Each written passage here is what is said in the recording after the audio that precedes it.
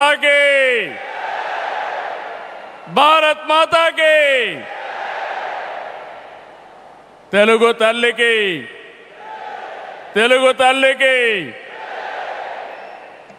అందరికీ నమస్కారం.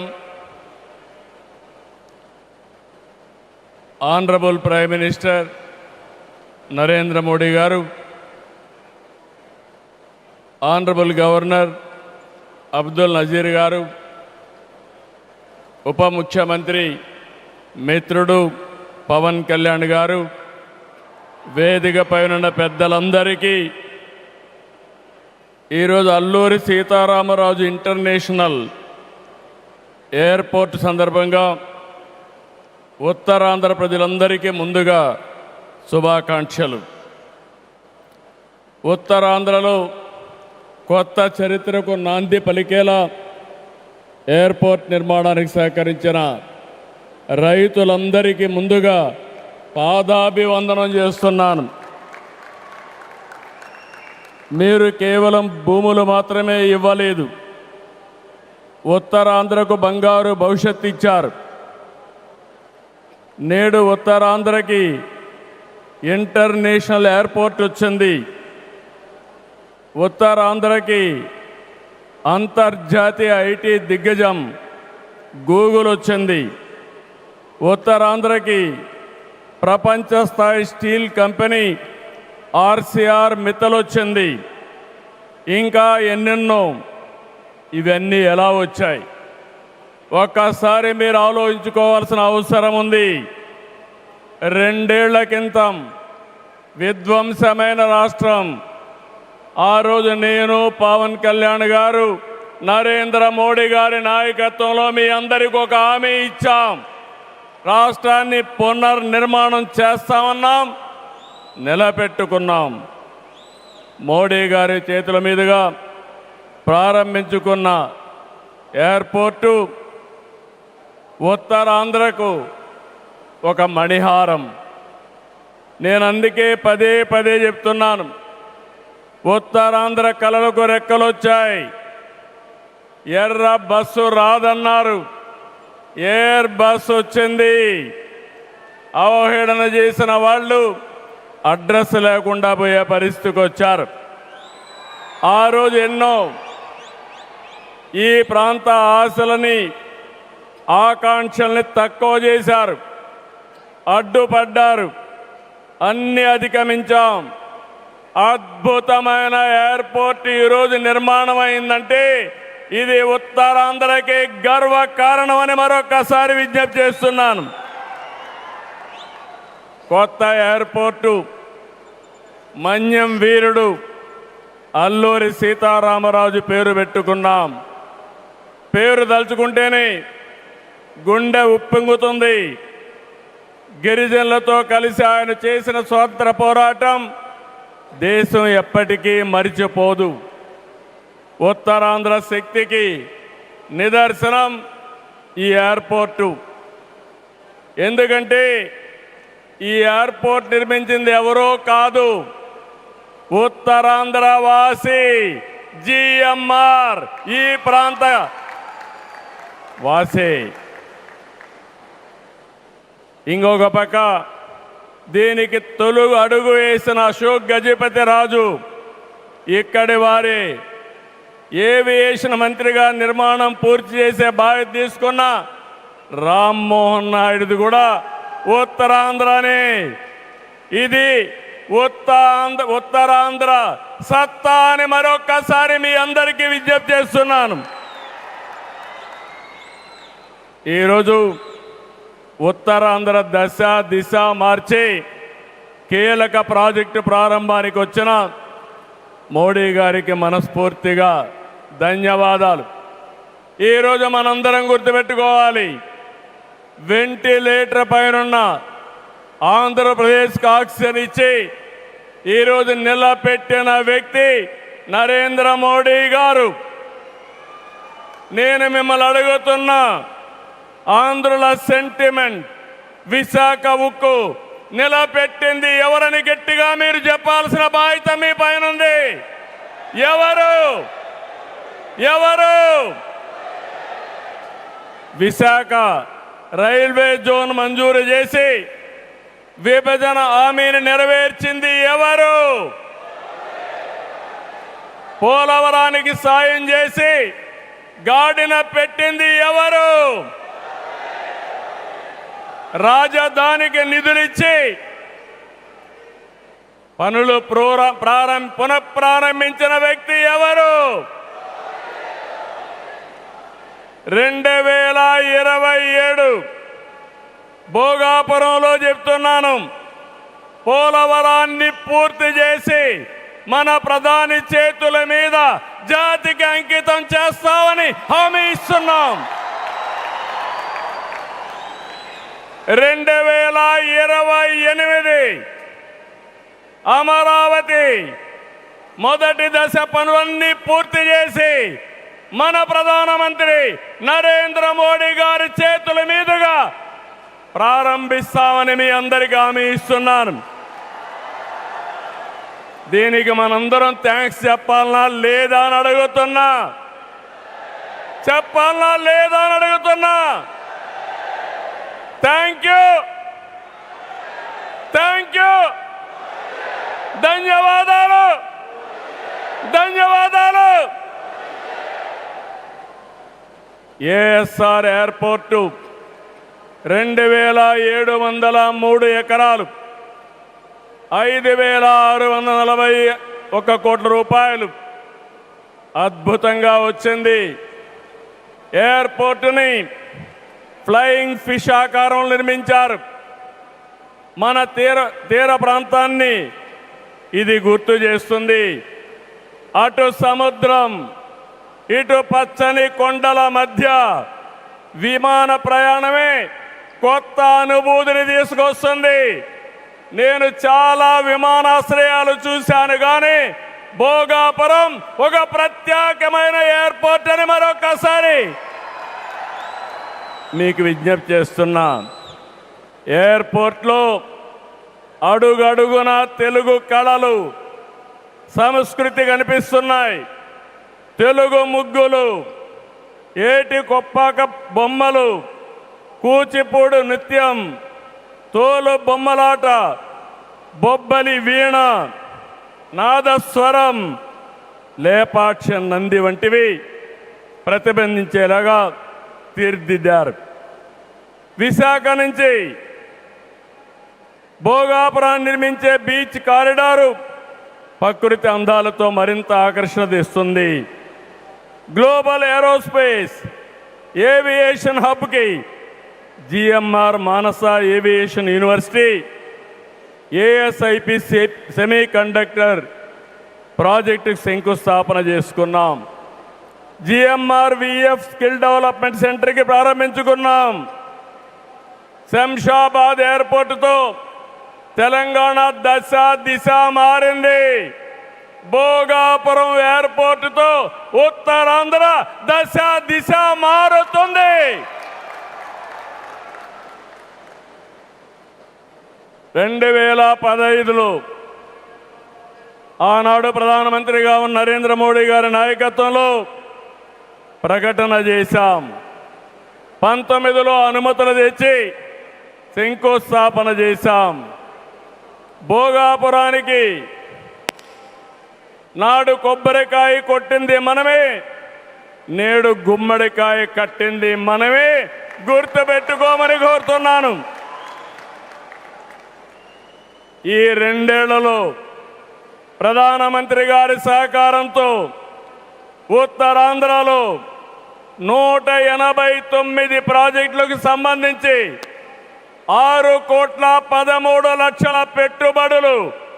ఇవి పూర్తయితే 5,57,000 మందికి ఉద్యోగాలు వస్తాయని మీ అందరికీ విజ్ఞప్తి చేస్తున్నా. ఉత్తరాంధ్రలో వచ్చే 3 ఏళ్లలో 2,784 కోట్లతో 8 ప్రధాన సాగునీటి ప్రాజెక్టులు పూర్తి చేస్తాం. ఇది కాకుండా 65 సంవత్సరాలుగా పెండింగ్ ఉన్న నేరేడు బ్యారేజీని కేంద్రం క్లియర్ చేశారు. దశాబ్దాల కలని నిజం చేస్తాం. ఈ నెల 14వ తేదీన గోదావరి నీటిని ఉత్తరాంధ్రకి ముఖ్యంగా అనకాపల్లికి తీసుకొచ్చే బాధ్యత ఎన్డీఏ ప్రభుత్వం తీసుకుంటాం. గోదావరి పోల వంశధారిని అనుసంధానం చేసే బాధ్యత తీసుకుంటాం. ఉత్తరాంధ్రలో టూరిజం, ఫార్మా, నేషనల్ హైవేలు, పోర్ట్లు, ఎయిర్పోర్ట్లు, railway connectivity, rare earth minerals, ప్రసిద్ధ పుణ్యక్షేత్రాలు, అరకు, పాడేరు, సుందర ప్రాంతాలు లేనిదంటూ లేదు. వీటితో ఉత్తరాంధ్ర నుంచి వలసలు పోరు. వేరే ప్రాంతాల్లో శ్రీకాకుళం కాలనీలు ఉండవు. వేరే ప్రాంతం నుంచి ఉత్తరాంధ్రకు వలసలు వచ్చే రోజు తొందరలోనే ఉందని మరొకసారి విజ్ఞప్తి చేస్తున్నాను. మిమ్మల్ని కోరేది ఒకటి, ప్రతి వ్యక్తికి అవసరమైన అవకాశాలు కల్పిస్తున్నాం. వాటిని అందిపుచ్చుకోండి. మీ జీవితాలకి మార్చుకుంటూనే సమాజం కోసం, ఈ ప్రాంతం కోసం పనిచేయాల్సిందిగా మిమ్మల్ని అందరినీ కోరుతున్నా. ఈ సందర్భంలో నేను ఒక్క విషయం మీ అందరికి గుర్తు చేయాలి. ఇప్పుడే పవన్ కళ్యాణ్ గారు కూడా ఆవేదన గుర్తు చేశారు. We're in inspiring time. PM Saab, Modi Saab, I am telling you with my heart. We are in inspiring time. The world has moved from IT to AI. The right knowledge is available. The right technology is maturing. But we need leaders to deliver. Democratic countries everywhere are facing crisis, searching for new leaders. We are fortunate, India is fortunate. There is a tested leadership. 25 years, Narendra Modi ji as Chief Minister and Prime Minister of India has done extraordinary work. నేను చెప్పింది వాస్తవం అయితే మోడీ గట్టిగా చెప్పాలి. Modi, Modiji.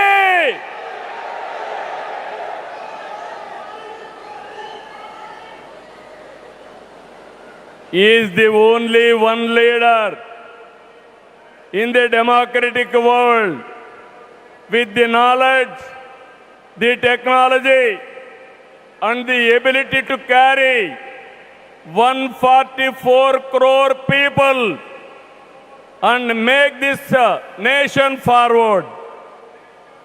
For the last 12 years, all of us have to compare tremendous track record, digital public infrastructure.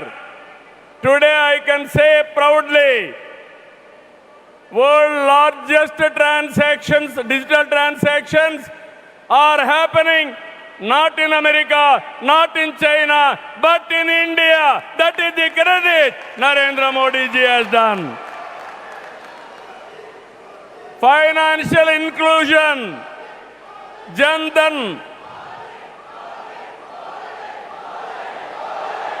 Yes, Modi. Louder. Second, financial inclusion. Ordinary man, JAM. It is a historical moment. Without corruption, any benefit is going to the last mile, that is DBT.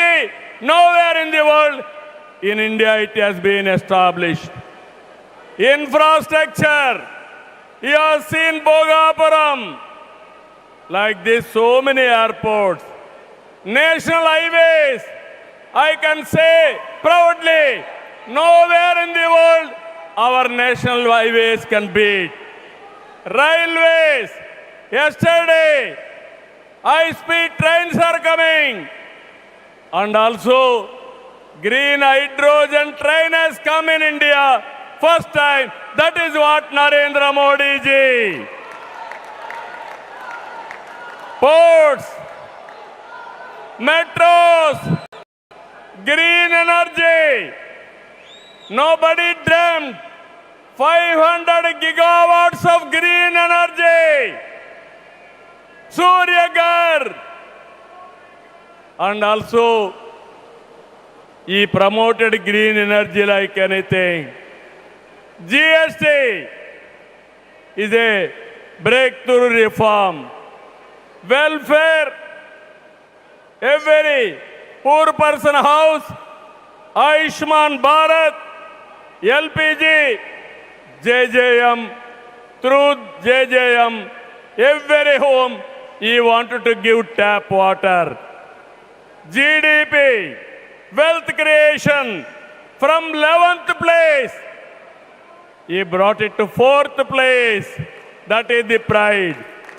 National defense and also security. There is no Naxalism, no terrorism. Under his leadership, we are all safe. Foreign policy, one of the best foreign policy. Every country is shocked to hear that. Space, science, technology. If we talk anything, I have seen in my past 5 decades career. 1978, I became first time MLA. 1980, I became minister. First time, I have seen a leader with clear clarity. Always, he works with a single agenda, nation first. I am asking one thing, how many leaders with dedication they have worked? In my experience, only one leader, that is Narendra Modi, has done extremely good work.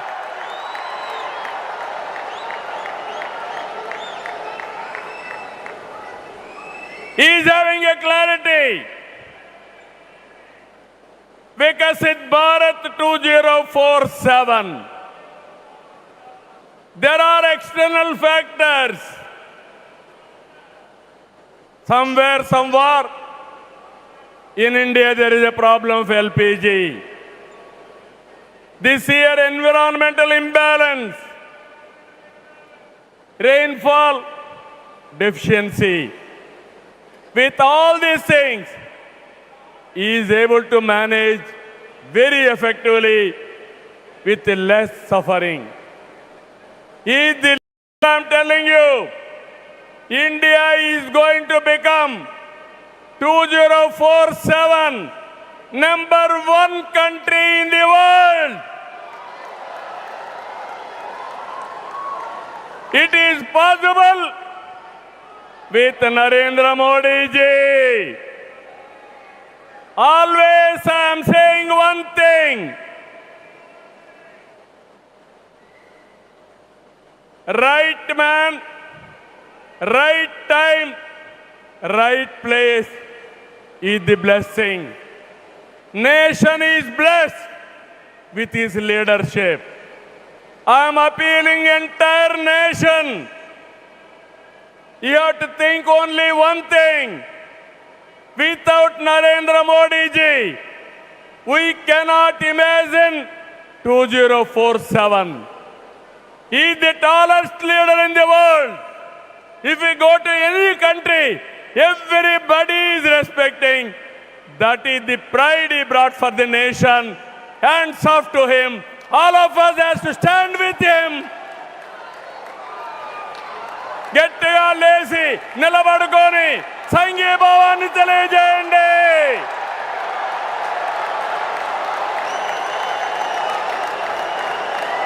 గట్టిగా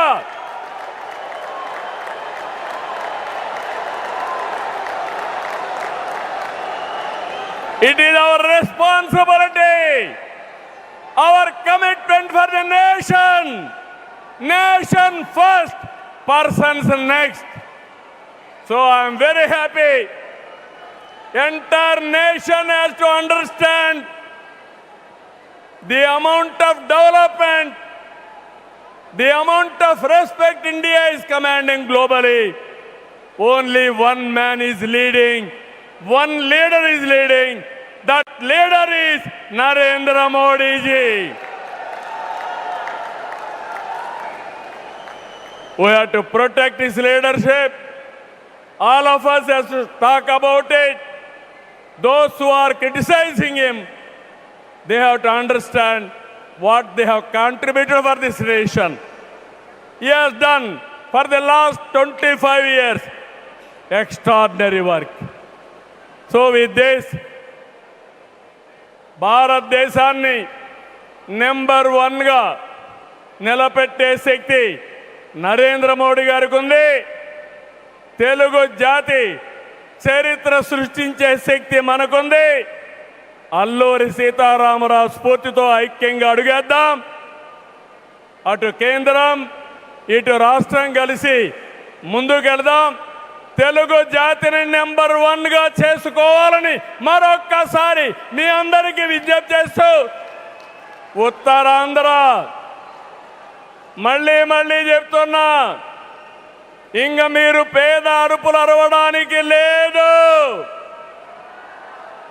ఉత్తరాంధ్ర ఉత్తమ Andhra, number 1 Andhra, number 1 ప్రపంచంలో దేశం రావాలి. With this మరొకసారి మీ ఉత్సాహం చూశాను, మీ commitment చూశాను. ఇక్కడ ఎంతమంది ఉన్నారో ఎంతమంది బయటనున్నారు.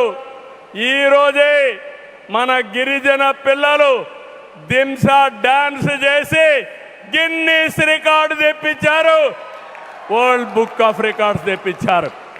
వాళ్ళందరినీ అభినందిస్తూ మనస్ఫూర్తిగా ఈ కార్యక్రమాన్ని జయప్రదం చేసిన మిమ్మల్ని అందరినీ అభినందిస్తూ ధన్యవాదాలు తెలియజేసుకుంటూ సెలవు తీసుకుంటున్నాను.